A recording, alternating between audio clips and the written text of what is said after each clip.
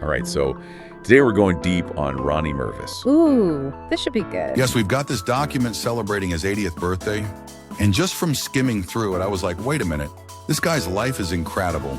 You know, right? It's got it all. Yeah, from South Africa to like building this whole diamond business. Oh, and family, like a huge emphasis on family. It's all there. It is, so let's jump right in. Let's do it. So the story starts in Johannesburg, South Africa, 1944. Okay. Ronnie's born right there, smack dab in the middle. The middle child. Middle child, yep. He had 2 brothers. Oh, wow. So interesting family dynamic right there. Right. And his parents, Masha and Morris, they were Jewish immigrants from Lithuania. So they had fled Europe before World War II. Exactly. True. Can you imagine having to like pick up your entire life and move across the world? Start over completely in a new country. And they built a whole new life in South Africa. And you can just tell, like reading through this, how that resilience and work ethic that they must have had really instilled something in Ronnie. Oh, absolutely. Because this guy, he goes on to study law and business. Whoa, double major. I know, talk about ambitious, right? Yeah, that dual background, I think it's really fascinating because like law probably gave him a really strong sense of structure and negotiation. Right. And then business studies that just fueled his ambition and his risk-taking. Yeah, I mean, to juggle both of those, you have to be pretty driven. Definitely. And you see that drive early on. You know, like he brings Rado watches to South Africa. Ooh, luxury market. Right. And that's just the beginning. Plus, he starts working in the family business, Mervis Brothers, right away. Oh, wow. So he's like born into the business. Pretty much. Yeah. And you can tell how important family is to him. Like it's a core theme throughout his whole life. Yeah. I mean, that thread, it runs deep in this document. Oh, yeah. His marriage to Marcel in 75, they have 3 kids, Lauren, Karen, and Jonathan. And that close relationship with his brother Zed, I mean, that stays strong even after they move across the world. That's really something. It is. Shows you how important those connections are. For sure. So speaking of moving across the world. Oh, here we go. Yep, 1985. Ronnie and his family, they pack up and head to Potomac, Maryland. Wow, big move. Huge move. Especially with a family. Right. But here's what's really interesting. They actually settle down near Zed and his family. So they all moved together or planned to be close? Yeah, it seems like they really wanted their kids to grow up close to their cousins. Oh, that's nice. Prioritizing family even in a new country. Exactly. And I think that decision, you know, leaving everything behind and moving to a new country just to be close to family, it says a lot about Ronnie's values. Yeah, absolutely. And I can't help but wonder, like, did being close to Zed play a role in their future business venture? Ooh, good point, because that's where things get really interesting. Let's hear it.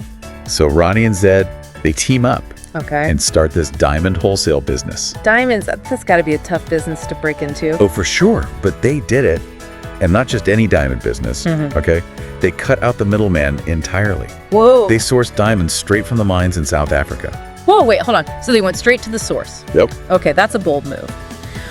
What kind of challenges do you think that throws at you? I mean, you're dealing with logistics on a global scale. Right. You got to make sure the quality is top notch. Yeah, and then you're navigating this really complex market like the diamond market, where every connection matters. Right. But if you pull it off, I mean, the rewards are huge. Totally. You have control over your supply chain. Yeah. You can offer better prices to your customers. Yeah, that's a smart strategy, a bold strategy. Totally. And they make it work. They made it work. But it's not all work and no play for Ronnie. Oh, of course not.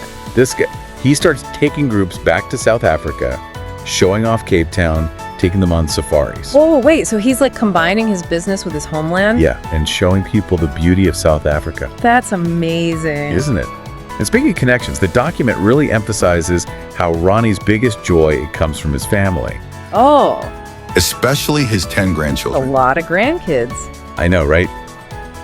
Let me see if I can remember all their names. All right, go for it. Okay, so there's Razi Akiva, Raya Yair, Okay, keep going. Ruti Chinani, Ayelet, Eaton Matani, and Jolie. Wow, you got them all. I did it. Nice. I mean, That's a full house. It is. And it's like his life has come full circle, you know?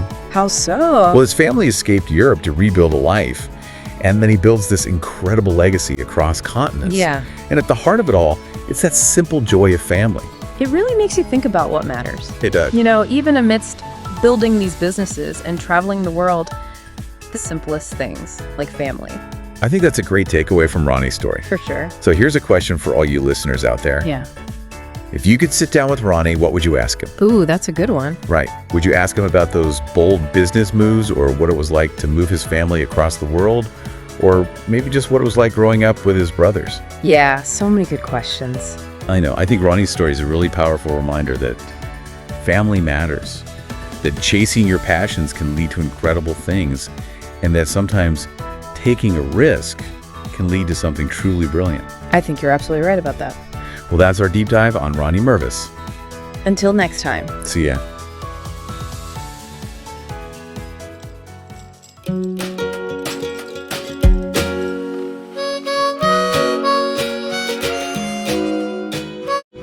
Dear Papa, you're a really good grandfather, and it's really fun doing secret handshakes with you. And I wish you live until 120 years, and you have a successful life, and that you should be very good in your year. And do it. And have fun time with us, grandchildren. Yeah, and have fun time with us grandchildren. He's very funny. He's always nice to us. He's just a great guy. He's very good at golf. He has a great taste in cars, because he has kind of the coolest car of all time. Literally can park by itself. What do you want to wish your Papa Ronnie on his special birthday? A very, very, very, very, very, very, very. What do you think I'm gonna say? Very happy birthday. Dear Daddy, you are our everything. You are our rock. You are our foundation, our protector, our defender. You show us the way. You show us the mission. We have our values from you and Mommy together. Everything that we are, everything that we want to be, everything that we know inside of us that we can be, everything, our courage, our strength, our joy, our sense of humor, our energy, our sustenance, everything that we come and everything that we produce in our lives, it all comes from you and Mommy together, and you are so essential to everything about us. We and our children, our sisters and brothers and grandchildren, all of your grandchildren, we are so extremely grateful to you for everything that you are for us every day. We love you so much. We wish you Ad Mea V'Esrim, health, strength, and continued bracha from God to just continue to be everything for us and for the community. L'chaim. Hi, Ronnie. Happy birthday. Happy birthday, Ron. We wish you all the success for the future, much fulfillment, joy, and nachas. And most of all, we wish you lots and lots of continued good health and nachas from your family. Happy birthday, my darling. Happy birthday, Hope to Ronnie. see you soon. Big kiss. Hi, Papa Ronnie. On the special occasion of your birthday, I thought of the following story.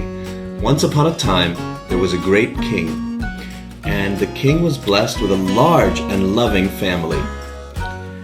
Whenever the kingdom prospered, when there was a bountiful harvest, when there was lekker frucht, the king's family would rejoice. They would celebrate with all the subjects of the kingdom.